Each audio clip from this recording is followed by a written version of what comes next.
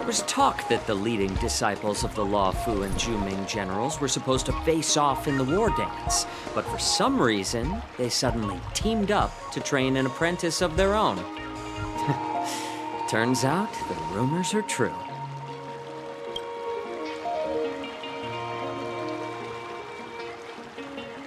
Tomorrow is the big day of the Wardance. Shouldn't you two be focusing on honing your skills instead of teaching swordplay here? You're... Oh, that's right! You're the pink-haired box from the Yaoqing! This is Mr. Jiaoqiu, the healer working for the general of the Xianzhou Yaoqing. Ah, got it. So, you're the participant attending the war dance on behalf of the Yaoqing. And you were trying to sneak a peek at our training? Sorry for the misunderstanding. I don't know anything about martial arts. I'm just here on the General's orders to take care of some official business. I didn't mean to interrupt your training.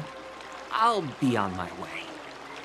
If you know nothing about martial arts, why were you smirking earlier? Well, my curiosity got the better of me, I suppose. When I heard Miss March's pondering about what to learn, I couldn't help but wander over. From my professional experience, cleavers, slicers, chopping knives, and carving knives are all just tools. Kind of like frying, sautéing, boiling, and deep frying in cooking. They're just ways for people to show off their skills. How you use them really depends on the ingredients you're working with. It's like your sword teaching methods. If you align your ingredient, in other words, your apprentice's natural tendencies, with the right cooking method, by which I mean the teaching method that best suits her, she'll make double the progress in half the time. For example, golden eggplant tastes best when fried, cloud peppers when stir-fried, and yellow boulder beef when simmered. It's all about discovering the nature of the ingredients. Apprentice. All this talk about food is making me hungry. Are you a healer? Why are you talking about food? Well, it's just a metaphor. The medicinal school I follow on the Xianzhou Yaoqing is called the Rancha School, that specializes in food therapy. So it's only natural that I know a thing or two about cooking. So, you're the General's cook? I'm a healer. But anyway, a cook who isn't interested in health doesn't make for a good advisor. Fine. Call me a cook if you want.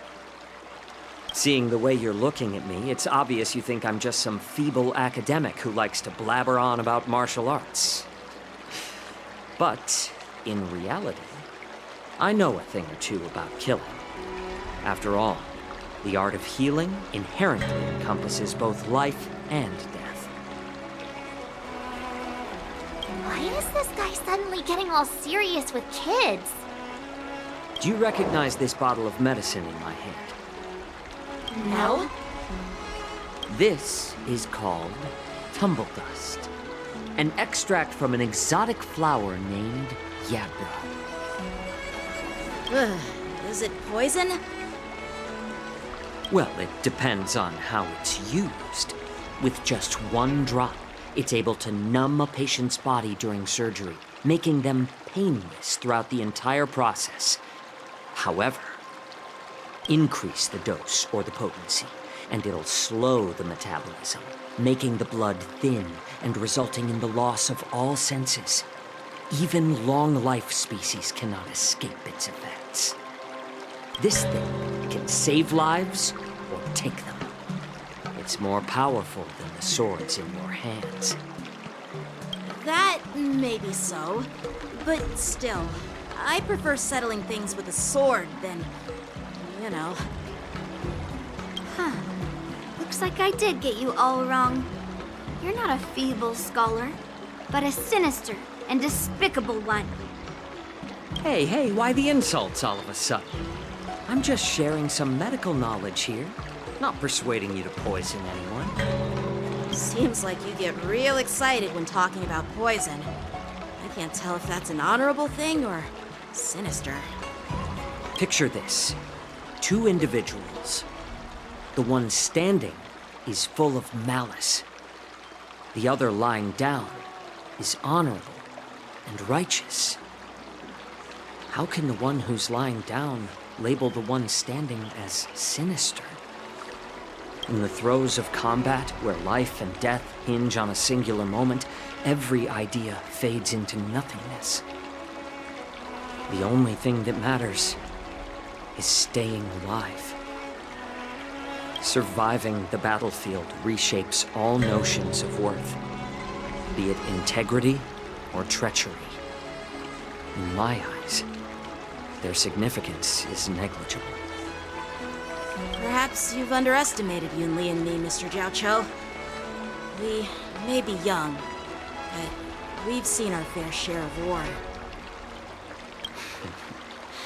Well, then you should know that the Wardance is nothing more than a contest. So why are you so focused on it? When I was appointed as the ringmaster for the Wardance, I asked the general, we Cloud Knights are supposed to charge into the fray and slay enemies. Why do we have to swing swords in a ring just to please an audience? And this is how the general replied.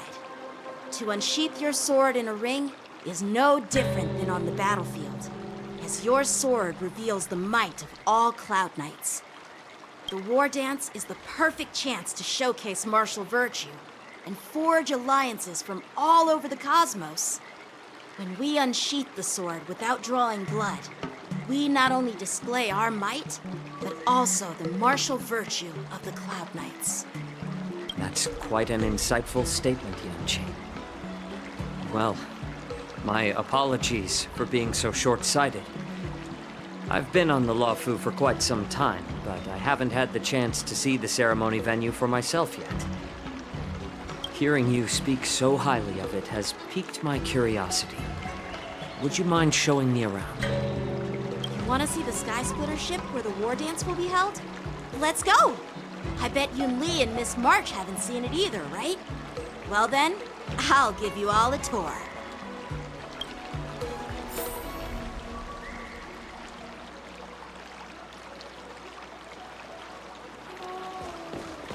Surviving the battlefield reshapes all notions of worth, be it integrity or treachery.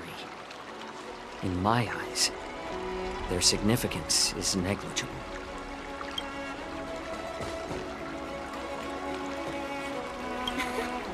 Can you believe it? March 7th has actually become a pretty decent swordmaster in such a short time.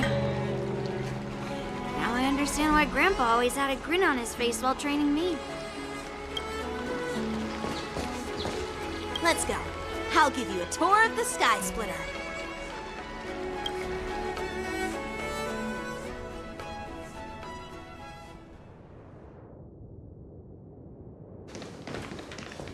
Looks like a lot of other visitors have also come to catch a glimpse of the Sky Splitter.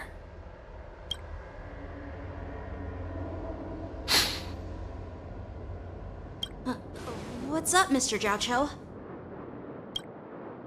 No, it's nothing.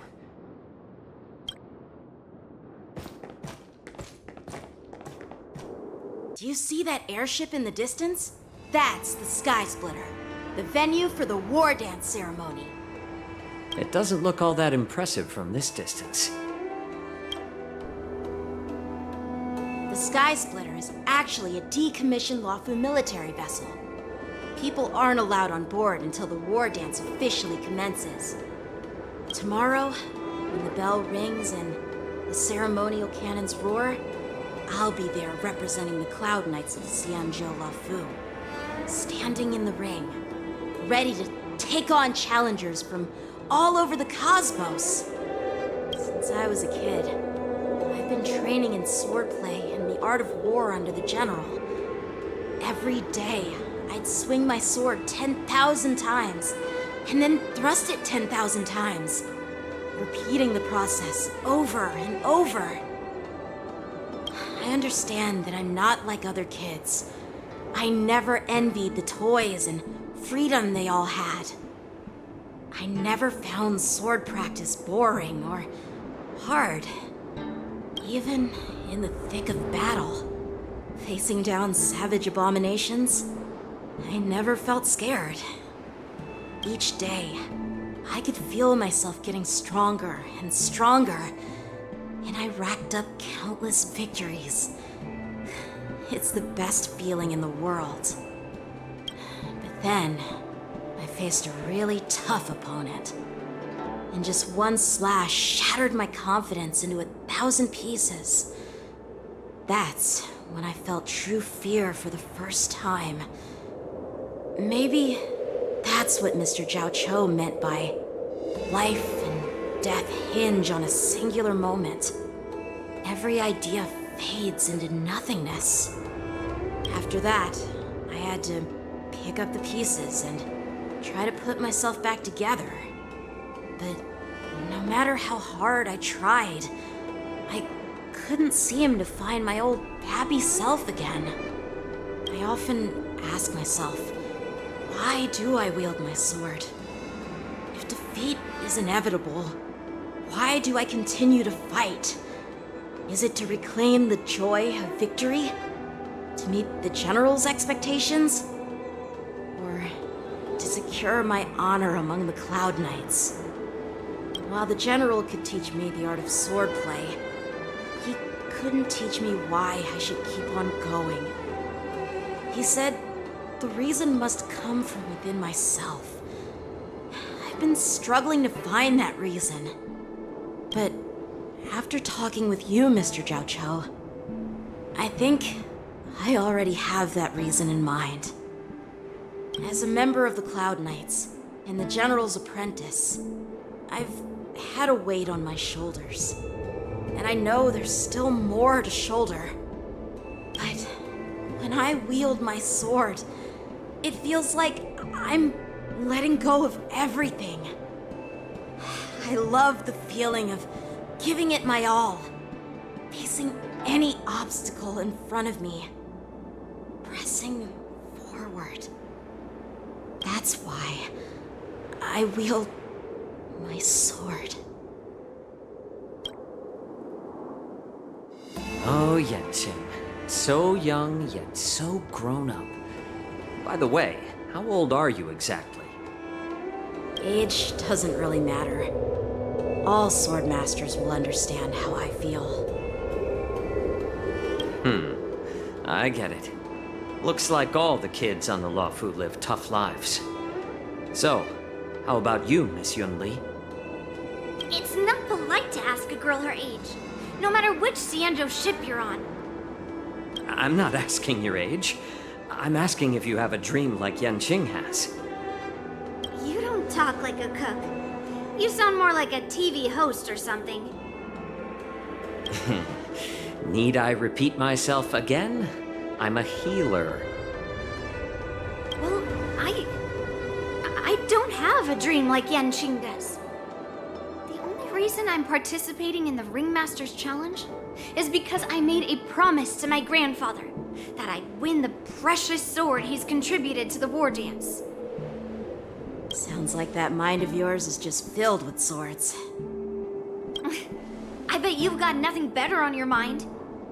My father was a craftsman on the Xianzhou Juming.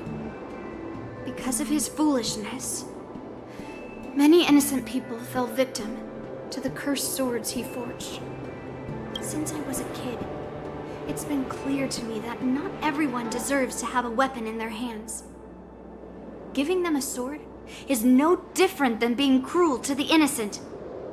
So, whenever I come across someone unworthy of a sword, I can't help but want to take it away from them.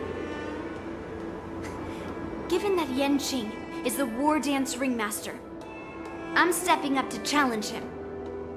To ensure the precious sword doesn't fall into the hands of an unworthy master. Okay, what do you mean by an unworthy master? I see. It's not easy for kids on the Juming either. Well, it's better to have a reason for wielding a sword than to be lost and confused. I've saved countless Cloud Knights in my life, and there are plenty of exceptional warriors, just like the two of you. What happened, Mr. Jiaoqiu? Oh, nothing. I was just reminded of some old friends and old tales. Judging from my professional perspective as a healer, both of you possess remarkable vitality. Your energies flow like raging fires and mighty gales. The upcoming fight will definitely be impressive. Well, we've seen the Sky Splitter and toured the Stargazer Navalia. I guess it's time to say goodbye for now. What? You're leaving already? But you haven't asked me about my dreams. I've been working hard too, you know. It's getting late, Miss March. Unlike you lot, I'm a grown-up bound by responsibilities and duties. The tasks entrusted to me by the General won't complete themselves. By the way, Yanqing, is it normal to have so many people wandering around in an automated area like the Stargazer Navalia? Actually, this is a restricted area. But since you're all guests, I made an exception, so you can take a look around. I understand. Well, I'll take my leave. I wish you both the best of luck in the ring tomorrow.